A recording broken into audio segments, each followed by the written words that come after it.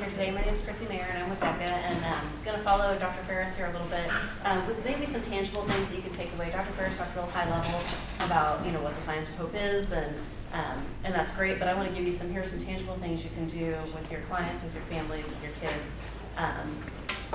going forward. So I want to talk a little bit about you're good. Well, just in general, what DECA is. So we have an office here in Pittsburgh focused on substance use treatment, and then we also have some family-based services as well for parents struggling with addiction and trying to keep their families together as well. So we have a real wide variety of things that we do, and so we were trying to figure out how does the science of hope all kind of tie in together with this. When Dr. Ferris first introduced us to this, I'll admit I was kind of like, oh, what? That's nice, I was really of the school of this is a feeling and great, so I wasn't super sold on hope, but I have to say now that hope's my jam and I really appreciate it. So one of the things I love about hope is it's measurable. The way that Dr. Ferris has explained this and the tools that we've gotten from her is there are definite things you can measure, and then you can track your outcomes for it. And so we're starting to see some neat things within our families and clients in particular. And then with our community-based services, we're really focused on just providing a broader education for folks. It's really goal-oriented and really pathway-oriented as well. So I used to think of it as doomsday thinking. I would be, like, for example, when we were driving down here today, we hit a bunch of rain, and I'm like, okay, if I hydroplane, I'm going to do this, and then I'm going to do this, and then I'm going to do this. I thought about 4 different ways that I was going to fix it if I were to veer off, Highway 69. But I'm like, oh, that's hope, because I'm really thinking about pathways to get forward, so it's not doomsday thinking. And so that's why I bet you already do this a lot with your families, with your clients, with your kids that you work with as well. So I want to demonstrate maybe the simplicity of hope, and we'll have some opportunity to do that here in just a little bit as well. Sorry, the wrong one. So just kind of our hope timeline a little bit. We were introduced to this about a year ago. Dr. Ferris came and talked to our executive team about hope. Our child welfare division had some more exposure to hope. They really liked what it was doing for kids in foster care, but we were curious about how do we implement this broader with clients who maybe are experiencing substance use disorders, with community coalitions we're working with who might be dealing with issues, varying degrees of different things in communities, because every community is so different. We wondered how this might impact family preservation families and clients. So we really just kind of got an overview of it. From there, we decided, hey, we're really interested in this, and we started having discussions with our divisions about what hope could look like, how we might do something like that, which then led to Hope Navigator training winter. So it was about February that we started doing. That should have been winter 2025, actually. My time runs out of order there. We did Hope Navigator training, which was a 2-day workshop that Dr. Ferris and Chan Hellman, who was one of her colleagues, came and talked to us about hope, how we implement it. We got a lot of tangible tools with it.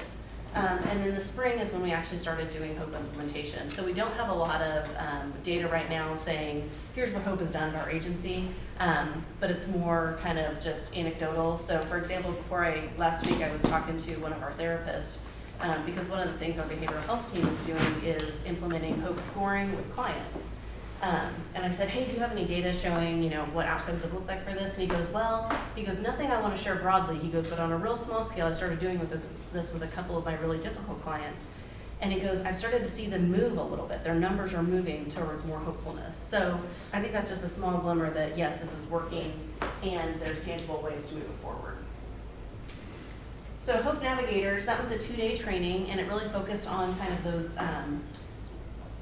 providing us how to lead this at our agency. So there were about 35 people at our agency that were trained as Hope Navigators, about 5 to 7 people from each of our divisions, really talking about how do we take this language, implement it in our work, and make a tangible difference. Because we've done a lot of things at DECA. Some have stuck, some have not, and so it's like we're trying to figure out how do we make this stick in the best way possible.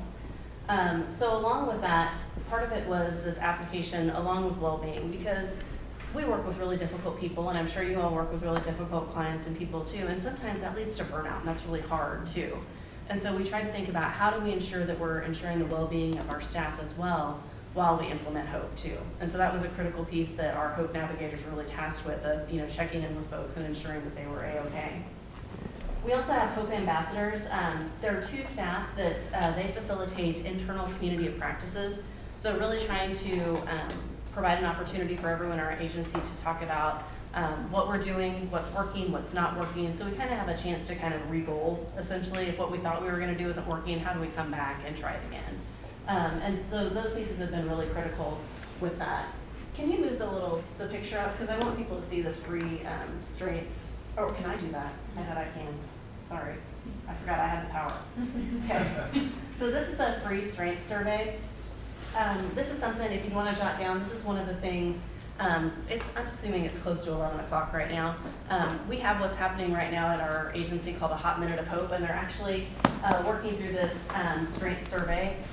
Essentially what it does, asks you some different questions, and then it gives you kind of your rankings of these strengths that you have. And it's just kind of interesting to see kind of what your strengths are, and then we have a facilitated discussion around this. But this is really helpful to do with clients as well, also with families and kids as well. Hope is tied into this as well, and so Hope's my number 2, so I felt pretty good about that. I'm like, all right, I hope here, so that was exciting there. But that's just a good tool that you can take and do something with for your families, clients, and yourselves as well. And this was something, all of our Hope Navigators, we asked them to do this strength survey as well, so that we could talk about, what matters most to you, what are your kind of natural strengths, and how do you tie into some of that work. The Hope Navigator training outcomes, these really focused on, these were things that we really wanted to see at our agency. And we'll talk a little bit about collective hope as well. One of the things that we're starting to wonder about is, okay, if we're doing hope, how do we measure it? And so every year we do a engagement survey with our staff. And last year was the first year that we actually put hope into that engagement survey. One of the things that we wanted to do was a collective hope scale, though. And this tied into, here it goes. This is the collective hope scale. So basically, in our engagement survey, there are 6 questions that we ask people to respond to, kind of basically how they feel about things. Our agency can identify shared goals, we can achieve its goals, we can identify more than one way. These are real simple, tangible things. So within our supervisory team at DECA, we had a collective hope score of about 29. Within the division I work within, our hope score was around 30. And so we'll reevaluate our hope score every year just to kind of see how we're doing, if we are increasing hope within our agency and how that ties into that. And again, this is something that you can, sorry, let me move this picture again. This is something that you too can take and you can do with your agency, with your organization as well, just to kind of see how you are kind of baseline for hope scoring, especially if you start to implement some hope work, just to see how you're making progress. Because collective hope is really about the rising of hope in a group of people, instead of just simply raising hope in one person. And so that's what we want to see is collective hope increasing.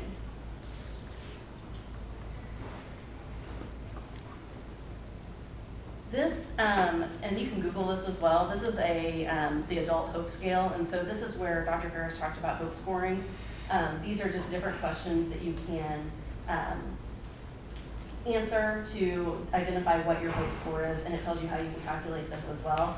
So you're welcome to take a picture of this and see what that looks like for you yourself. But a low hope score would be the range of 8 to 16. A slightly hopeful score is 17 to 39. Moderately hopeful would be 40 to 55, and then high hope is 56 to 64. And so this is where Dr. Ferris talked about, trying to move people to maybe your low hope to slightly hopeful. This is where you can track that and do some of that work within that scale. It's super easy, and it's just, they're really basic understandable questions, which I think we really appreciated within our agency as well. So talking specifically about what did we actually do with these things. So we have 4 primary divisions that I'll talk through: our child welfare, our behavioral health, our community-based services, and then our broader administrative agencies, kind of the things we did. Our child welfare team, really, this is a group that does family preservation, and then we train and support foster care parents as well. So they really looked at hope scoring for their families, and then trying to tie in how do they help families identify pathways, because when you work with kids in foster care, sometimes the way you think you're going isn't always the way it lands, and so trying to think through some of those different pathways and helping their foster parents do some of those pieces as well. So they've done a lot of training with their foster parents on hope. There are also goal sheets. I should have brought one today, but I didn't think about that. But there are goal sheets that they actually take and work through with their clients. If they're working with a young person on, how can we get back home? Well, sometimes that's not always in the kids' control, and so they try to help them re-goal to a tangible goal that they can actually impact and do some of those pieces with. There's a lot of research and study that Dr. Ferris mentioned with child welfare, and so there's lots of information out there you can just kind of Google and look for if that's the population you're working with anyway.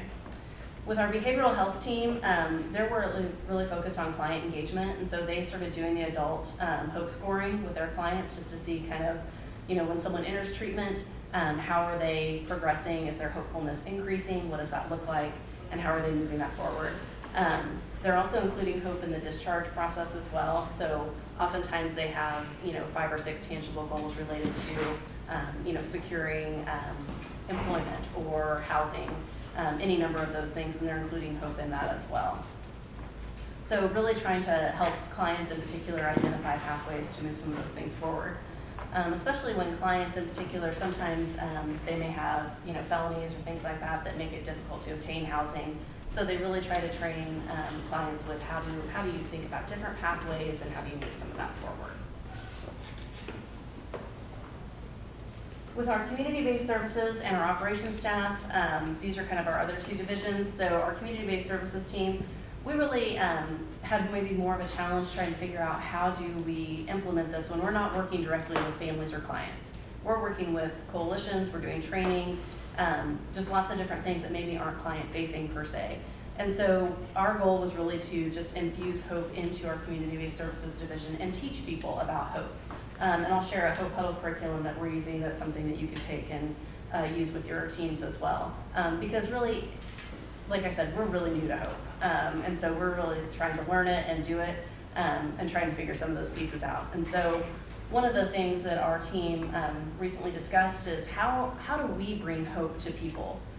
Because we're not client-facing, we work broader communities, are there things that we can do that can help infuse hope in communities, that we can start training differently and doing some different pieces with that? And so slowly working through that, but the second Monday of the month at 11 is our Hot Minute of Hope, and so that's happening right now.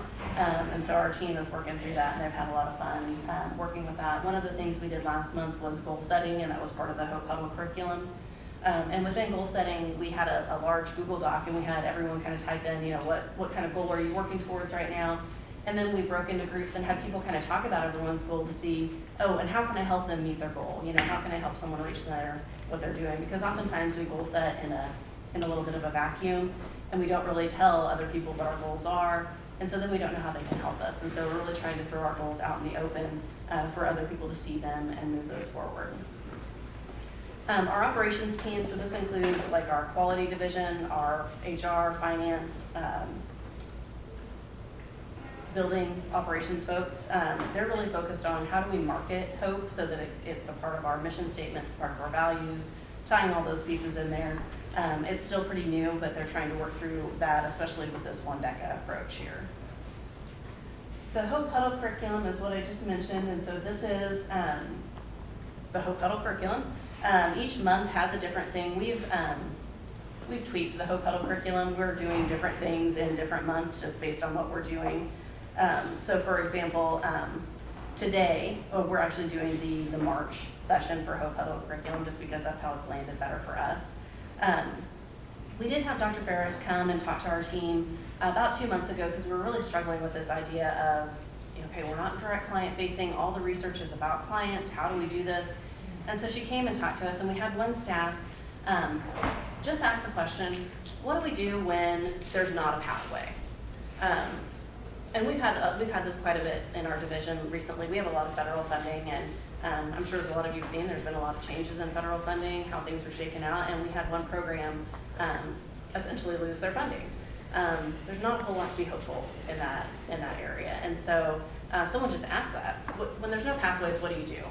And the most helpful thing that Dr. Ferris said to us was, it's okay to sit in hopelessness for a little bit, but then it's pulling yourself out because, and I'm guilty of this as well. Something goes wrong, I'm immediately, okay, well, let's do this, let's do this, let's do this, and not really honoring the terribleness that you're sitting in for a minute. And so sometimes it's okay just to sit in that hopelessness. But then the big piece is how do we then pull ourselves out of that and keep moving forward? But I think that's one thing to remember, and that was one thing that I think our team struggled with the most, is when there's not an immediate pathway, what do we do and how do we move things forward there? But the Hope Huddle curriculum is a really tangible thing. It's about a 22-page document.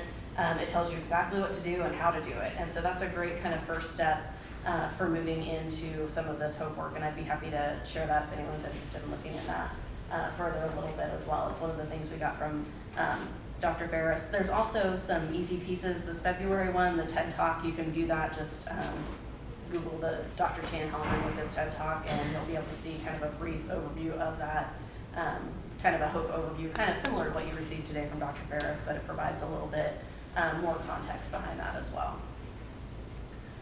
So, just to, in the interest of time, I'm not going to have you guys do this, but if you guys want to jot this down, this is how simple hope is. It's basically this 5-step process. So, identifying a goal you want to pursue, and then identify 3 options or pathways for achieving this goal. So this is something that I do regularly with folks that I'm working with, and honestly I do it a lot with my kids as well. I'm like, okay, what do you want to get to? How are 3 ways? How are you going to get there? And then we talk about, okay, what are these barriers that could come up? If you can prepare for like worst case scenario, it makes it easier to kind of attack it head on as well. So we identify some barriers, and then we identify some of the solutions to barriers, because if you're preparing for something bad and something bad happens, it's a little easier to think through, okay, and here's how I can fix this and how I can move it forward. So trying to teach that skill as well. And then finally, identifying people who can support you in reaching your goal. And this is, again, often a step that we miss. We don't often think about, okay, who can help me do this work and how can I move this forward? So this is hope right here. If you do this, you're doing hope work. And so I'm guessing a lot of you are already doing this kind of work as well, because it is just thinking about solutions and how we move some of those pieces forward. So hope is super simple. And I just want to leave you with this little brief slide here, that hope is the belief that your future will be better than today and that you have the power to make it so. Again, hope is not this complex thing. It's something really tangible, and you can help people move towards that. And like I said, we are hope newbies, but we're happy to share any of our learning that we have going forward. So that is all I have.